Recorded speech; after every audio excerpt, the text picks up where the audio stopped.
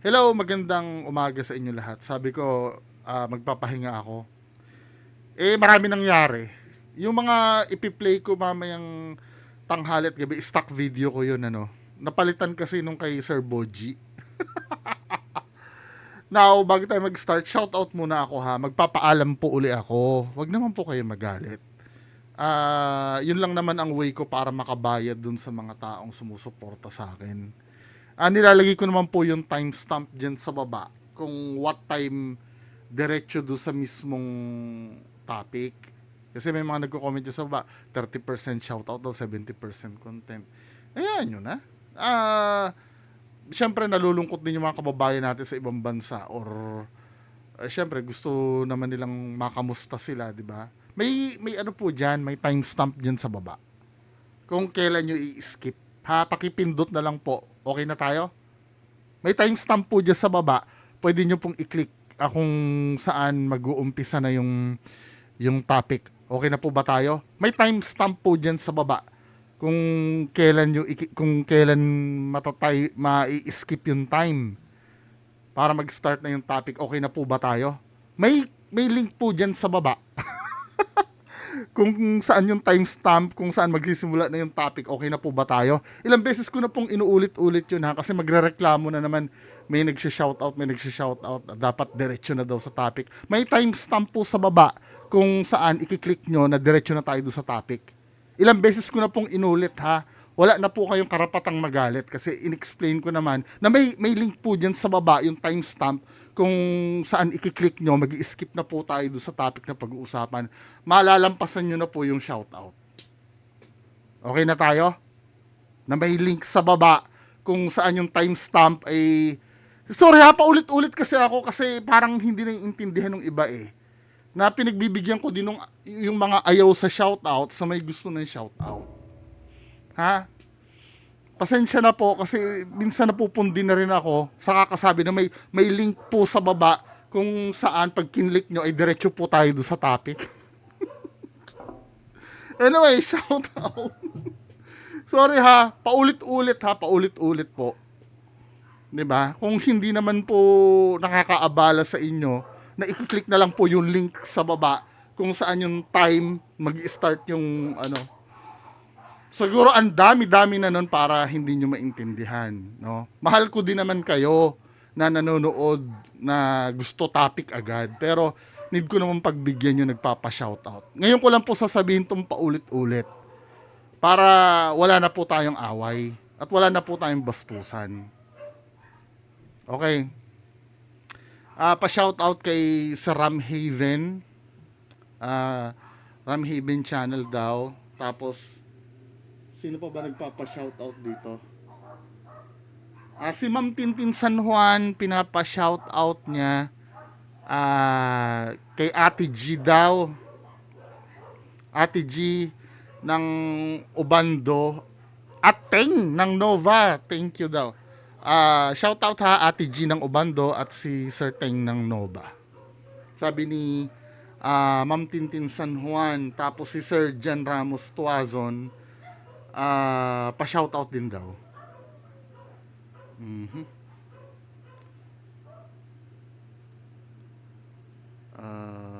Okay. Ma'am Ice IC, shout out. Happy birthday po uli sa May 29, no? Kay sa inyo, Ma'am Ice Estrada. At shout out na rin po uli dun sa asawa niya ni si Sir Glenn Santa Ana. At sa fur baby daw nila, 10 years old na Siberian Husky na si Summer. Hello Summer at Sir Glenn Santa Ana. Kamusta po kayo? Tapos si Sir Mark Angelo Tabilisma. Shoutout daw sa anak niya, May 26. 10th birthday niya. Ano yung name po? Yung name po sana. Sino pa, ano? Pa-shoutout naman, sa May 27, oy, birthday ko to ha. 10th wedding anniversary daw ni Lani, Ma'am Richelle Salak, sabi ni Sir Tol Brian GT BVS. Happy 10th wedding anniversary nyo ni Ma'am Richelle Salak. Sino pa ba? Ito si Sir Jun Martinez. Birthday niya sa May 25. Mag 21 years old na daw siya, si Sir Jun Martinez. Hindi tayo magkakalayo ng edad.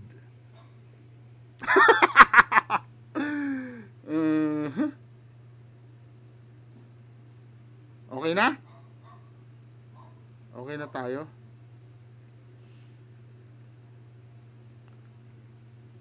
So, diretso na tayo, no? Ito na yung pag-uusapan natin. Nagkita pala si Sir Erwin, si The Kings, si Romy Diaz, tsaka si Casper. Ito na yung sinasabi nung amo ni, yung bagong amo ni, ito na sila, oh. Yeah! Abangan nyo! Abangan nyo, mga susunod na kabanata. Yeah! 'Di ba Casper, ang saya, no? Pag nandun ka sa mga tao na hindi hindi ka pinipressure na gumawa ng masama. 'Di ba? Tapos itong pahayag ni kasi nung una sinasabi ni Sir The Kings na daw, may atraso pa sa kanya si Casper, may medyo galit pa si Sir The Kings noon. Tapos ito yung pahayag niya. So guys, magandang araw. At ito, may bisita ko dito sa bahay at para linawin lang ang lahat sa mga nangyaring kaguluhan at alam ko naman na itong tao ito nadamay lang. So nandito ang ating munting kaibigan, ladies and gentlemen, Casper, the friendly ghost natin. O Casper, babati ka sa mga kaibigan natin. Binabati ko kayo dyan lahat. Dito ako para linawin ko yung naging kay Idol The King. So yun, yun namang usapan namin ni Casper, sa amin na lang yan. So marami kami pinag-usapan in private, hindi namin kailangan i-public ito. Tama. Ang gusto ko lang ipakita sa inyo is sincere na nagpunta dito si Casper, nilinaw lahat yung sinabi sa akin, pinaliwanag naman niya na talagang nautusan lang siya at dala ng kanyang pagiging pagtatrabaho kay Norman. So ganun pa man, sa akin, okay na to si Casper at tumingin ng tawad. Sino ba naman tayo? Tao lang, tatay lang na gusto maghanap buhay. Diba? Ito yung sinasabi ko noon, 'di ba, na yung pagpapatawad kasi madaling ibigay yan sa tao na sincere tsaka talagang humihingi. Kasi ang slight kasi na pagkakamali ng bagong boss ni Casper, na-feel ko na parang inuobliga niya yung tao na patawarin agad si Casper nang walang nakikitang humility, pagpapakumbaba or sincerity do sa tao. Kasi 'di ba nung patawarin niyo bla bla, tapos makikita mo do sa channel ni Casper nag-aangas-angas pa, 'di ba? So, okay na ito, at least kahit pa paano, no. Mamaya do sa side ni Sir MG, pag-uusapan natin. At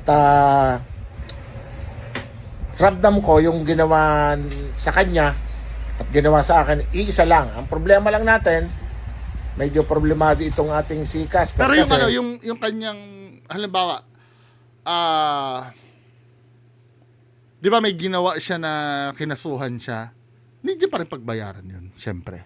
Hindi naman porket goods na papalam. Actually, kahit nasabihin mong goods na at wala din naman sa power namin or sa power ni Sir Erwin na i-atras yung kaso kay Casper. Pero ang maganda kasi noon, mababawasan yung burden niya sa dibdib, 'di ba? Na okay na kami nung dating kaaway ko. Poproblemahin ko na lang itong kaso ko. Kasi kung hindi niya gagawin yan, syempre, aasarin pa rin siya ni Sir Erwin. Dagdag pa rin yung sa pasakit. At least kahit pa paano, if ever nahaharapin niya man yung mga pagbabayaran niya, may mga tao nang magsasabi sa kanya or magbibigay na ng suporta sa kanya kahit konti. 'Di ba? sa pagharap niya dun sa nagawa niya. Kasi hindi mo talaga pwedeng takasan yun eh. Kahit na sabihin mo na maawa tayo lahat, no? Kasi actually si Food Genius din nag-post din, naaawa din kay Casper eh. Lalo na yung umiyak siya doon sa panggatas, no? We're not talking about yung sincerity, kasi yung sincerity kasi may mga nagsasabi hindi naman daw sincere or sinungaling. Sa akin, kung akong tatanungin, it doesn't matter kasi kung hindi man siya maging sincere doon sa gagawin niya, sarili niya na yung niloloko niya nun, hindi tayo. However, katulad nga ng sinabi ko, lahat man tayo, maawa man tayo. 'Di ba? Maging kaibigan man natin lahat si Casper, may pagbabayaran pa rin kasi eh. 'Di ba? Hindi naman natin pwedeng oy, dahil friend na namin yan, absuelto na yan. Wala eh. Ganun talaga eh. 'Di ba?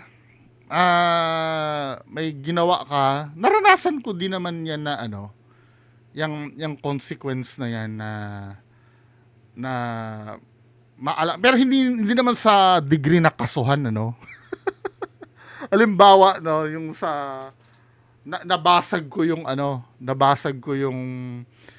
kagamitan sa bahay namin nung bata ako. Siyempre, responsibilidad ko yon na paluin ako ng tatay ko. 'Di ba? Kahit pa sabihin mong mag-sorry ako, kailangan pagbayaran ko yun eh. Yung nangyari na yun eh. Hindi pwedeng palampasin eh. 'Di ba? O sige anak, pinapatawad kita pero kailangan kitang paluin. Ganun kasi sa amin dati. 'Di ba? Para at least kahit papaano alam mo na may kapalit yung ginawa mong pagkakamali. 'Di ba? Gustuhin mo man o hindi yan, nagkamali ka, naging makulit ka eh. Kaya nabasag mo yung babasagin na yan. 'Di ba lahat siguro tayo nakaranas ng gano'n na kailangan pagbayaran natin. Yung tipong nasa huli ang pagsisisi. Ang pinaka natatandaan ko diyan yung hindi talaga ako nag-aral eh. Tapos bumagsak ako, 'di ba? Sa subject. Na kahit anong makaawa ko sa teacher, wala din magagawa dahil talagang bagsak nga ako, 'di ba? Well, inaano ko lang, baka sabihin ng iba, ang layo naman ng mga pinagsasabi mo. Analogy lang kasi 'yon. Ang ibig ko lang sabihin, lahat ng ginawa natin kasi talaga, obligadong pagbayaran natin lahat. Hindi pwedeng lalampas lang. 'Di ba? Kung halimbawa, kasi si Sir MG, talaga, naniniwala din naman ako na lalambot ang puso ni Sir MG dyan. Kaya lang, ito kasi ang problem. Sabihin na natin, lumambot din ang puso sa'yo ni Sir MG. Kay Sir Ralph Kalinisan kasi yung kaso mo eh. Di ba? Pagbabayaran. Di ba, men? Ito kasi yung, yung problem na katulad do sinabi kagabi, na sa content ni Sir MG, yung napagsabihan ka na parang mas ginusto mo pa talaga yan. 'Di ba? Hindi naman natin masisi si Sir MG na medyo galit din talaga sa'yo kasi nagpagamit ka rin talaga laban sa kanya. 'Di ba? Feeling ko naiintindihan naman ni Sir MG na napag-utusan ka nga lang, pero syempre, hindi mo pwedeng i-deny na nagpagamit ka talaga laban sa kanya. Sa akin, hindi mo naman ako tinira. Kaya kung akong tatanungin regarding sa'yo, kaya kitang palampasin. 'Di ba? Si Sir Erwin naman, tinira-tira mo, galit na galit sa'yo yan kahit na humingi ka ng tawad nung isang araw. Nilapitan mo, nag-sorry ka, okay na kayo. 'Di ba? Never mo na mababalikan yung galit ni Sir Erwin kasi nasettle mo na. Ito kay Sir MG kasi nabigyan ka na kasi ng chance, men eh. 'Di ba? Gustuhin ko man na mapabuti ka dahil naaawa kami sa'yo. Wala eh. Ganun talaga. Now, meron akong gustong linawin dito sa dito sa may part na yung sa content ni Sir MG kagabi. Yung may tinatawag. Ako kasi ang nagtanong nito kagabi eh. Ito. Play natin. Yung kung saan humingi ng pera. Be careful. Ayan ang lagi kong sinasabi sa inyo, mga ka-homer ko. Seryosong tanong, kasi sabi ni Ian before, may hinihingan daw siya ng pera na manang ang tawag niyan. Ito yung tinanong ko. Bine-verify ko yung sinabi ni Ian, yung may kausap siya na manang na nasa abroad. 'Di ba? Ang manang is ate na-explain ni Sir Irvlag dito eh. Naririnig mo rin ba 'yon? Manang. Manang ibig sa sabihin telepono ate. sa US daw. Ate. Opo. Parang kapatid niya yata. Yun ang sabi niya. Opo, pag Kapatid kasi niya talaga? Ayun po ang pagkasabi niya. Kasi pag may katawag po siya, maalis po siya talaga sa kabila. Pero naaluminigan mo na parang may hinihingi ganon. Opo. Tawag sa ganito, tawag sa ganon. Sino-sino mga nakakausap niya? Bali, ang nakakausap po niya, madalas kong narinig is yung kapatid po niya na sa ibang bansa. Kung tawagin niya po Manang. Kapatid niya yon? Sabi po niya. Yun po. At parang wala doon din siyang po kapatid siya sa ibang bansa. humihingi ng tulong. Manang, baka pwede mo akong pahiram ng 250k. Mga ganun-ganun. Pinapahiram siya? Opo, opo. Binibigyan siya? Pinapahiram naman po, pinapahiram. Minsan GCash, minsan Go ATM. Lagi? Pagka kailangan po niya, tatawag lang po siya doon. Grabe yan. Opo. Binibigyan siya, ha? Opo. So, Tinutulungan ko si kapatid daw po niya. kapatid niya talaga. Opo. Binibigyan siya ng 250. Opo, opo. So makikita rin ho natin dito, mga ka-hombre ko, na kung ano yung sinabi ni Casper, ayun din ho ang sinabi mismo ni Ian, mga ka-hombre ko. Di hamak naman, mga ka-hombre ko, na hindi niya ho ito ate at hindi niya definitely ho itong kapatid, no? Totoo. Gusto kong malaman nyo, sometimes kasi misleading eh. Yun kasi kadalasan na pinalalabas niya. Kapatid kita, kapatid. Kasi yun ay part yun ng pang-uto niya kasi. Kasi every time na sasabihan niya na malapit sa kanya, kapatid kita, nakakaano kasi yun eh. Paano ko ma-explain yun?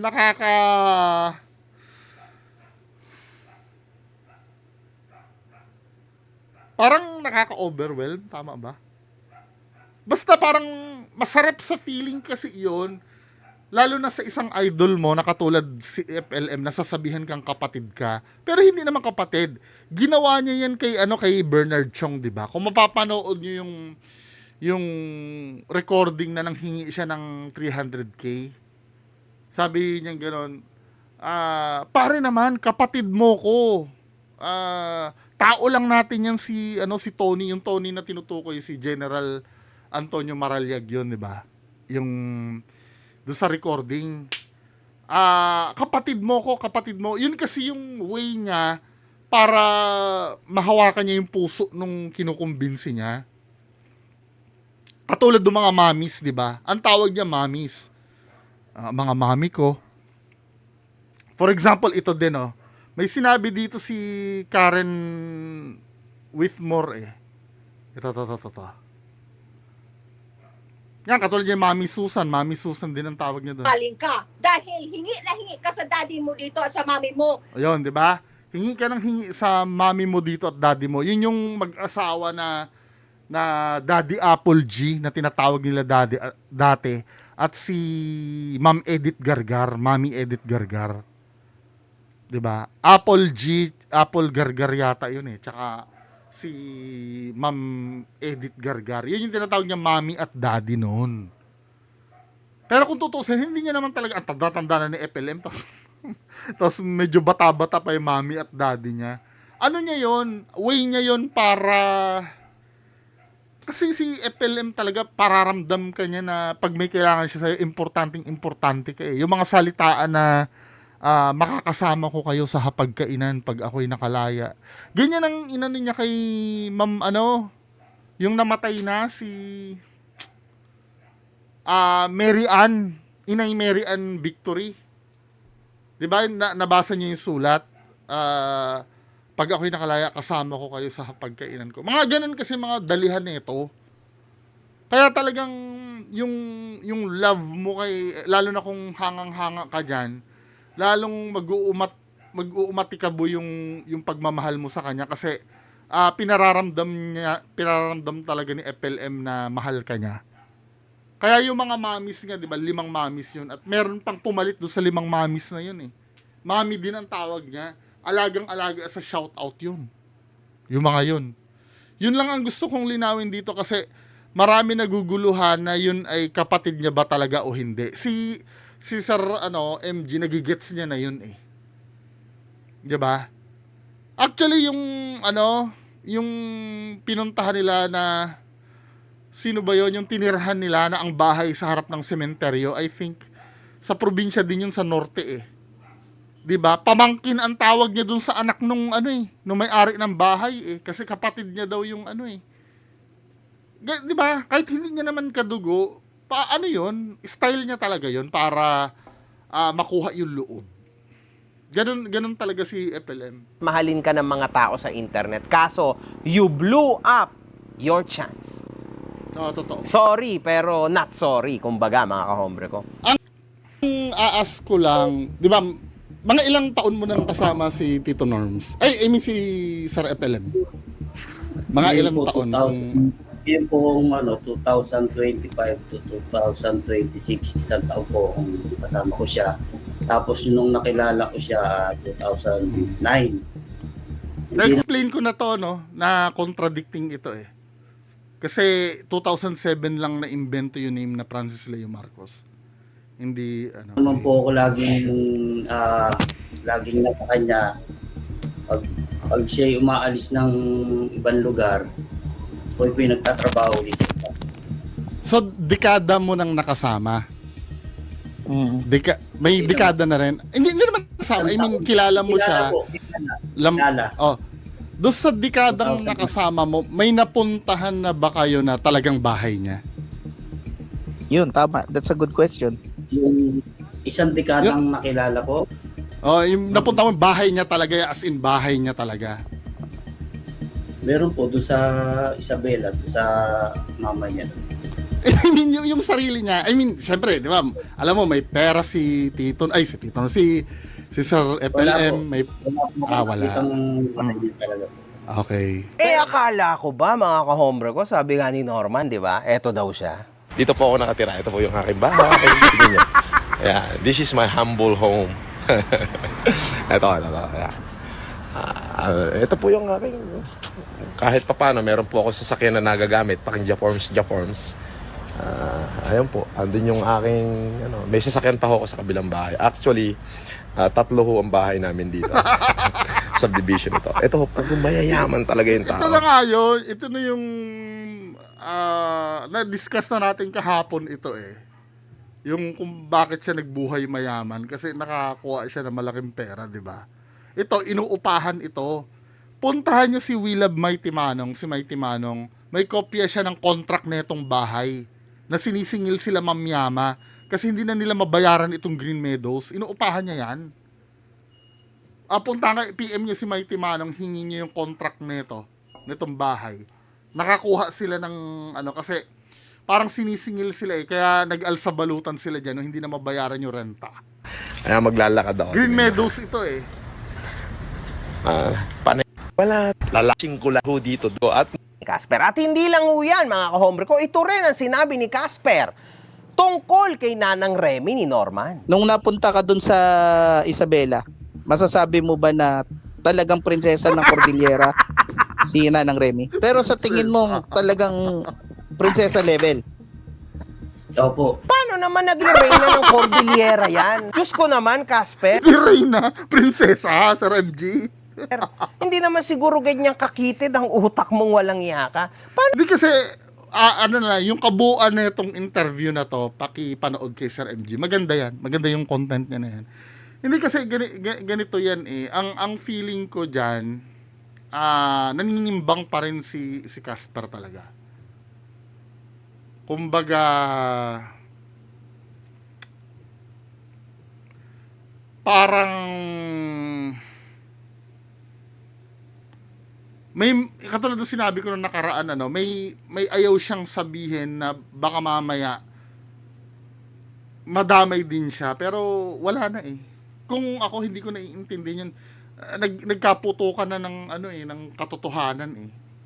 'Di ba? Pero medyo evasive pa rin siya at may reservations pa rin siya magsalita. Siguro byproduct na lang 'yun ng ng takot niya din. Takot na in the sense na baka mamaya madamay na naman siya sa bagong kaso. Kung meron man, di ba? So ganun lang talaga. Anyway, yan na lang pag-uusapan natin ngayong umaga. Magandang umaga po sa inyo lahat. Bye-bye.